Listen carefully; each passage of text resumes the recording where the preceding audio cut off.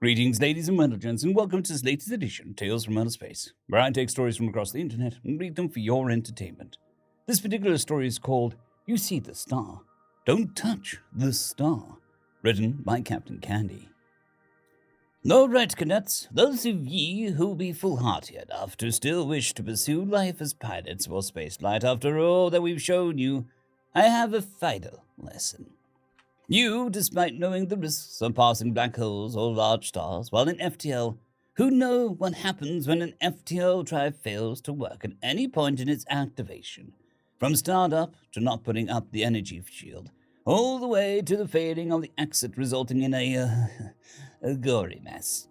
Who fully understand and have drilled on the dangers of hostile races or tribal planets, nor the myriad of other issues that space presents. Knowing all of these and choosing to still be a pilot means one of three things. Either you are foolish, brave, or foolishly brave.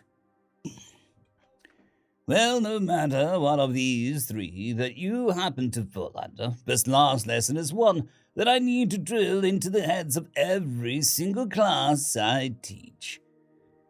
Here is a map of the galaxy and its many stars and dangers many of you have no doubt grown to know by heart.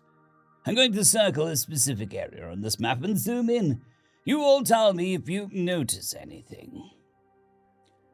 After waiting for a few minutes, several crossbars went up and the odd signal light from aquatic species. That's right, cadets. Here be a star removed from the map for all civilians, and non-pilots for that matter. This star is above, top secret. Even our government in ages past decided that they themselves are not allowed to know about it. The things that live in the light of the star are so deceptive that our government at the time hesitated, not even for half a local rotation, in ordering the colonial mission. Any of you familiar with our old government are probably feeling shock. After all, let alone rotations, our old government struggled to make a decision in a full local orbit. This, the presenter clicks a remote and several video screens and multiple bands of light appeared on the holograms around the room, is called a human. This is a human in its normal daily routine, on fast forwards, of course, so that we can watch it quickly and understand. This is the data the old government would have used to decide on whether or not to colonize an already populated world. As all of you should know from your history classes what standards they used, will you tell me why this looks so enticing? Trick question. I know at least 3/4 of you don't remember jack squat from history, so I'll just tell you. First of all, external information. The average human is 5'2" to 5'6". On the screens, you'll see an equation for conversion to our units. Please use that quickly. Now then, these things are half our height on average. Look closer. No fur, no scales, no hard carapace, no noticeable defenses externally at all. This points to an endurance hunters or prey at the bottom of the food chain. As is standard, we assumed that they were bottom of the food chain and managed to advance simply due to their intelligence, in order to become the dominant species. This has been seen in dozens of cases, and there was no yet known precedent for a sentient species developing from endurance hunters. More on that later. So, no noticeable external defenses, seemingly the bottom of the food chain prey animal that got lucky enough to evolve intelligence. Now then, let's look at them biologically from a specimen we captured. The specimen upon capture began to secrete a substance from its pores. At first we thought that it was some sort of toxic defense mechanism, and it was avoided. However, after analysis, it is hydro-oxygen mixed with traces of bodily waste. From the specimen, we assume that the species as a fear response sheds this hydro-oxygen that it needs for many other biological functions. A species with not only a few defenses, but also somehow evolved a trait that would deprive it of essentials for its own life. We found that the internal structure of the creature was rather fascinating.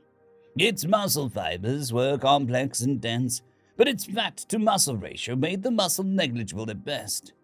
The immune system is rather complex, but seemed to attack the host's own body when exposed to local flora.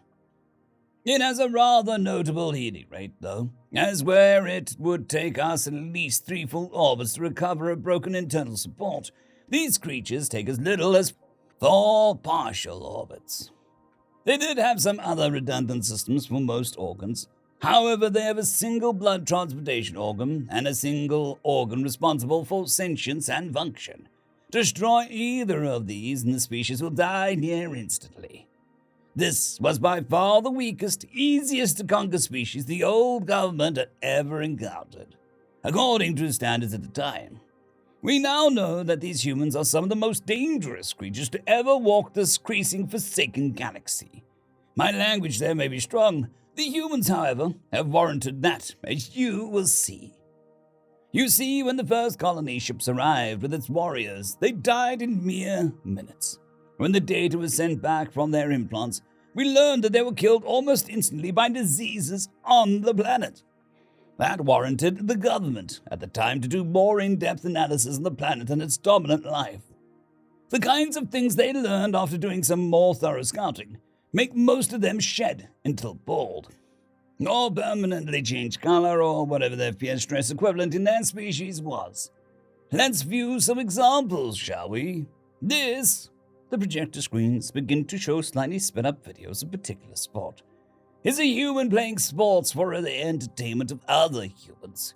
This sport is called baseball and is considered one of the more tame and less physical or dangerous sports. This taught us many different things about the species. First and foremost was their insane throwing capabilities. Please note the readout on their measuring devices for speed. The average speed of thrown projectiles was 92 to 93 miles per hour at the time of this recording. On screen now is a speed conversion calculation for our standard units of measurement.